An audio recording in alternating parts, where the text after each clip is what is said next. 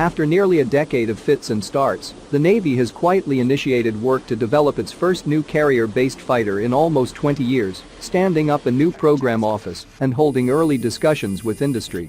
The multi-billion-dollar effort to replace the Super Hornet and the Growlers beginning in the 2030s is taking early steps to quickly develop a new manned fighter to extend the reach of the carrier air wing and bring new relevance to the Navy's fleet of nuclear-powered aircraft carriers. Navy Acquisition Chief James George told reporters last week that the service created a program office for the Next Generation Air Dominance Initiative.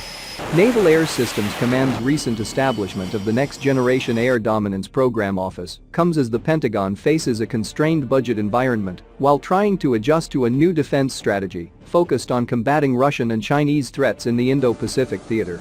The service is likely moving toward the pursuit of a manned fighter aircraft that would include many of the capabilities on the F-35C Lightning II Joint Strike Fighter, but with updated technology and expanded range. The Navy plans to seek a wholly new design, rather than a derivative design of aircraft already on the production line, for the sixth-generation fighter, despite the service receiving suggestions to combine Lockheed Martin's F-35 and Boeing's F-18 designs with modern technology for the future aircraft, Clark said.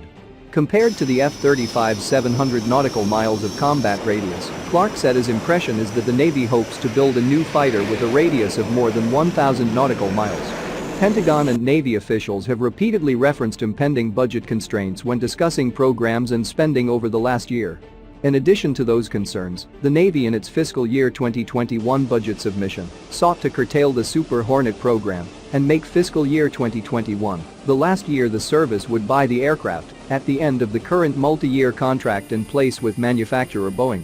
At the time, the Navy said it would save $4.5 billion across its 5-year budget plan and put the funds toward the Next Generation Air Dominance effort. While the Navy has not pegged any cost assessments to the Next Generation Air Dominance Initiative, a January 2020 report from the Congressional Budget Office estimated the service could spend approximately $67 billion to replace the F-18 fleet from 2032 to 2050 and $22 billion to replace the Growlers.